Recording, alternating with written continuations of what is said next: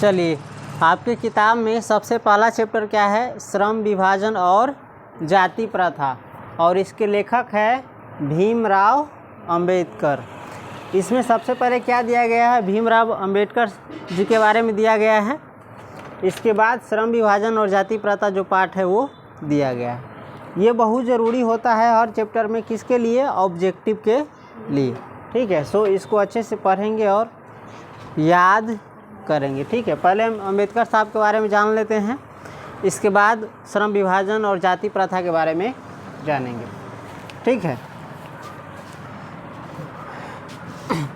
बाबा साहेब भीमराव अंबेडकर का जन्म 14 अप्रैल 1891 में महू मध्य प्रदेश में एक दलित परिवार में हुआ था। ठीक है, इसमें से क्या गो ऑब्जेक्टिव निकल जाएगा? सबसे पहले भीमराव अंबेडकर साहब का जन्म कब हुआ था?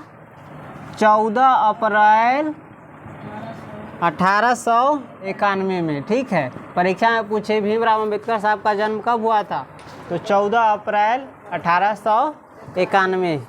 ठीक, और शायद कभी सिर्फ ये दे दे 1891 में, तो ये भी होगा। ऑप्शन में ये दिन महीना ना दे, सिर्फ क्या दे? वर्ष दे, तो वर्ष ध्यान रहेगा ना। खैर, सब ध्यान रखना। कब जन्म हुआ था? 14 अप्रैल 1891 में। चलिए, उसके बाद कहाँ हुआ था इनका जन्म? महू में। कहाँ हुआ था? महू। महू कहाँ पड़ता है? मध्य प्रदेश में। और किस परिवार में हुआ था? दलित परिवार में। समझ गया? तो बाबा साहेब भीमराव अंबेडकर का जन्म 14 अप्रैल 1891 में हुआ था। कहाँ हुआ था? महू में। और महू कहाँ पड़ता है? मध्य प्रदेश राज्य में। और किस परिवार में हुआ था? दलित परिवार में। ठीक है, मानव मुक्ति के पुरोधा बाबा साहब अपने समय के सबसे सुपठित जनों में से एक थे। यानी मानव की मुक्ति के अगुवाई करने वाला, यानी मानव के आज़ादी की, उसके अधिकार की लड़ाई लड़ने वाले अपने समय के सबसे अच्छा पढ़ा लिखल आदमी में से एक रहे। ठीक है, प्राथमिक शिक्षा के बाद बड़ौदा नरेश के प्रोत्साहन पर उच्चतर शिक्षा के लिए न्यूयॉर्क, फिर वहाँ से लंदन जो इंग्लैंड में पड़ता है, गए। ठीक है, इसमें भी ऑब्जेक्टिव पूछा था, समझ गया 10वां में, कि किसके प्रोत्साहन पर बाबा साहेब उच्चतर शिक्षा के लिए न्यूयॉर्क गए?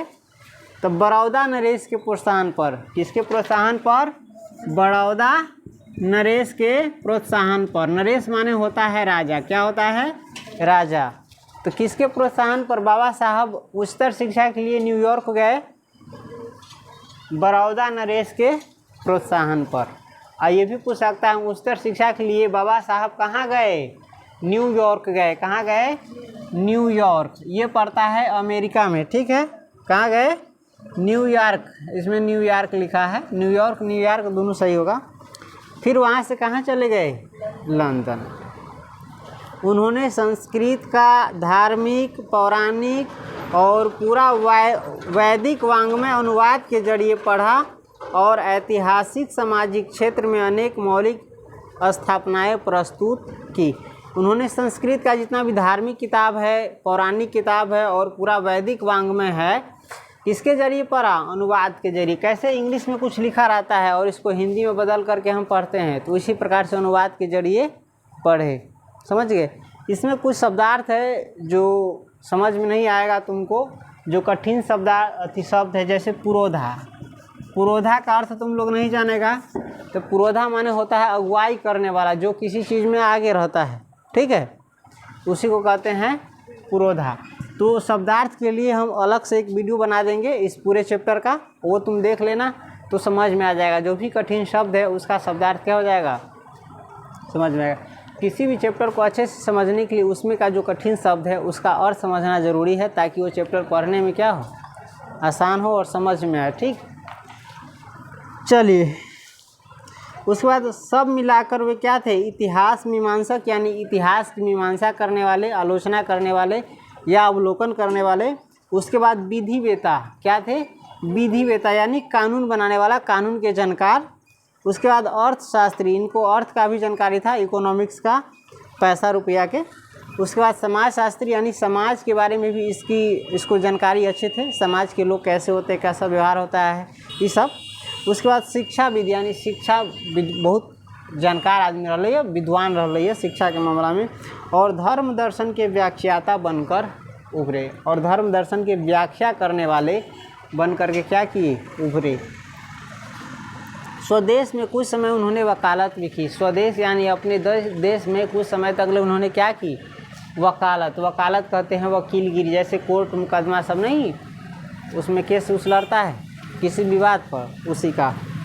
उसके बाद समाज और राजनीति में बेहद सक्रिय भूमिका निभाते हुए, समाज और राजनीति में बहुत सक्रिय भूमिका, एक्टिव भूमिका निभाते हुए उन्होंने किसके लिए, अछूतों के लिए। अछूत जगह ना कि जगह दे में सटबे तो छुआ जाबे, कितना आदमी सब कैसन रही, स्त्रियों अछूतों, स्त्री यानी लड़की, लेडीज़ के लिए। आज जो आप लोग पढ़ रहे हैं ये किसकी देन है, ये बाबा साहब की देन है, समझ गए।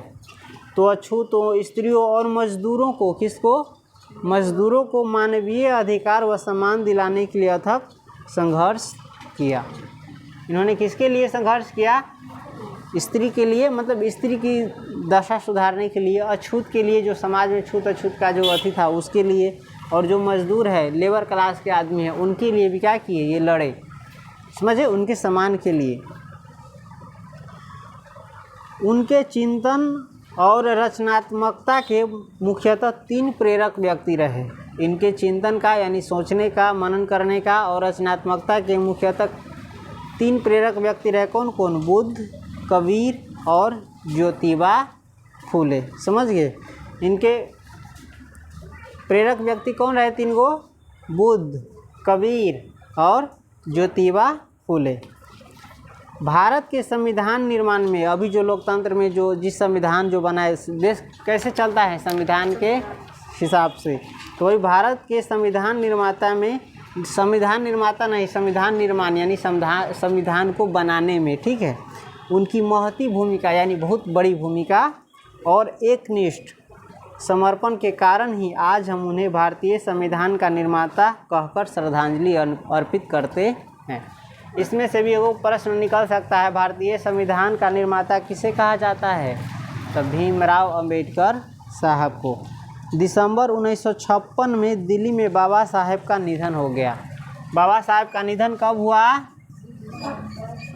दिसंबर के महीना में 1956 में, समझ गए। अभी कौन महीना चल रहा है, अप्रैल, तो दिसंबर में इनका निधन हो गया। कहाँ, दिल्ली में, समझ गया, कहाँ हुआ, दिल्ली में।